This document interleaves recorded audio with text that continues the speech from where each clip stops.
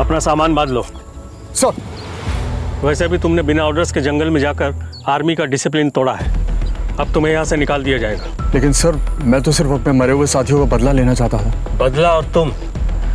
अरे गन चलानी तो आई नहीं, शर्म क्या आएगी? विक्रम को देखकर जो सारे आतंकवादी झुक चुके थे वो दरअसल उनकी एक चाल थी, लेकिन विक्रम इस सबसे अनजान नहीं था। आतंकवादियों का यह प्लान था कि जैसे ही विक्रम के साथी कम सतर्क होंगे वे विक्रम को भी बंद ही बना लेंगे। मगर जैसे ही उनके लीडर ने विक्रम को पकड़ने की कोशिश की, विक्रम ने उसे चकमा देकर जमीन पर पटक दिया और उनकी बंदूकें छीनकर उन पर निशाना साध लिया।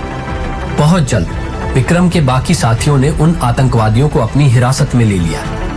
इसके बाद सभी वापस कैंप के लिए रवाना हो गए, जहां उन्हें सीनियर ऑफिसर्स से मिलने के लिए बुलाया गया।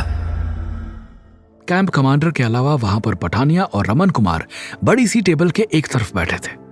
वेलकम बॉयज, पठानिया ने जोश भरी आवाज में कहा। ऑपरेशन अक्षय की सफलता का चेहरा तुम्हारे सिर पर है। चारों ने तनकर अपने सीनियर्स को सैल्यूट किया।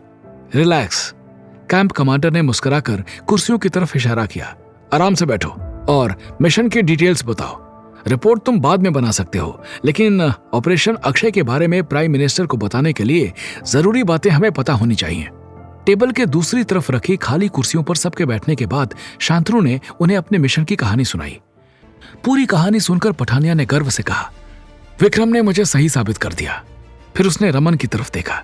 क्यों सर, अब आप क्या कहते हैं? रमन ने आगे झुककर विक्रम की तरफ हाथ बढ़ाया।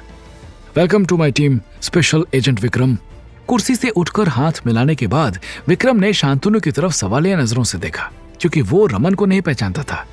शांतनु ने मुस्कुराकर बताया, स्पेशल ब्यूरो के चीफ रमन कुमार सर। फौरन खड़े होकर विक्रम ने उन्हें सैल्यूट मारा। हंसते हुए रमन ने उसे बैठने का इशारा किया और कहा, कल तो तुमने मुझे डरा ही दिया था।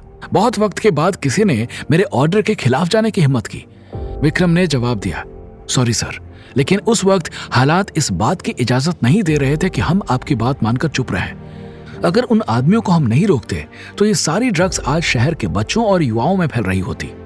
जितना खतरा हमें बॉर्डर के दूसरी तरफ बैठे दुश्मन से है, उससे ज्यादा खतरा हमें चोरी छुपे हमारे घरों में घुसकर बर्बादी फैलाने वाले इन दुश्मनों से है। रमन उसकी बात से बहुत प्रभावित हुआ। मुस्कुराकर शांतनु ने सबको अपने अपने कमरे में जाकर आराम करने के लिए कहा और खुद भी अपने कमरे में चला गया। कमरे में आकर विक्रम ने दराज से अपने माता पिता की तस्वीर निकाली।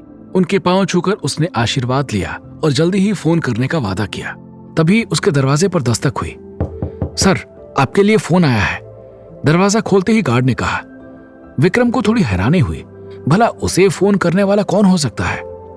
ऑफिस में जाकर जब उसने फोन उठाया तो उधर से करिश्मा की मीठी आवाज सुनाई पड़ी। अपने पहले मिशन से सही सलामत और कामयाब लौटने के लिए बधाई। विक्रम की सारी थकान एक सेकंड में गायब हो गई। उसने धीमी आवाज में पूछा, क्या मैं आपसे मिल सकता हूं?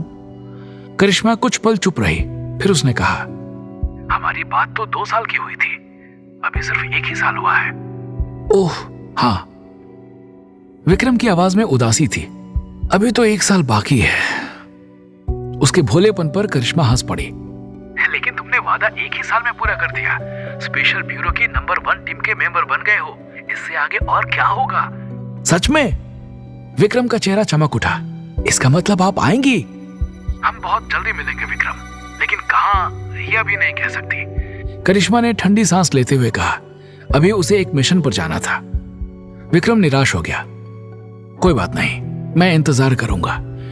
करिश्मा ने नरम आवाज में कहा, मैंने तुम्हारी रूठी हुई आवाज सुनने के लिए फोन नहीं किया, तुम्हें यह बताने के लिए फोन किया है कि इस मिशन पर तुमने जो बहादुरी दिखाई उसके लिए मुझे तुम पर गर्व है विक्रम। तुमसे पहली बार मिलकर ही मैं समझ गई थी कि तुम एक बहुत अच्छे सिपाही हो, और आज मुझे इस बात की बहुत खुशी है कि मैंने तुम्हें बिल्कुल सही समझा। उसके मुंह से अपनी तारीफ सुनकर विक्रम का सीना चौड़ा हो गया। फोन रखने के बाद भी उसके चेहरे पर मुस्कुराहट चमकती रही। उससे मीलों दूर एक यूनिट में करिश्मा ने फोन रखा और ऑफिस से बाहर चली गई। उसके जाने के बाद दरवाजे के पीछे से धीरज बाहर निकला। उसका चेहरा गुस्से से लाल था। हाथों को मलते हुए उसने अपने आप से कहा, वो कल का सिपाही पहले अफसर बना, फिर ब्यूरो की टीम में शामिल हुआ और अब मेरी मंगेतर तक पहुंच गया। तुझे ऐसा नहीं करना चाहिए था विक्रम। ट्रेनिंग के वक्त जब तुझे सजा मिली थी तभी तुझे पीछे हट जाना चाहिए था, लेकिन तूने मुझसे आगे बढ़ने की कोशिश नहीं छोड़ी। शायद मैं ये भी बर्दाश्त कर लेता, लेकिन मेरी मंगेतर को छीनने की तेरी कोशिश तेरी मौत का कारण बनेगी, और ये काम अब मैं करूंगा। आगे की कहानी जानने के लिए देखें अगला एपिसोड सिर्फ पॉकेट एफएम के यूट्यूब चैनल पर, और कमांडर विक्रम चौहान के सारे एपिसोड्स को सुनने के लिए डिस्क्रिप्शन में दी लिंक से डाउनलोड करें पॉकेट एफएम ऐप।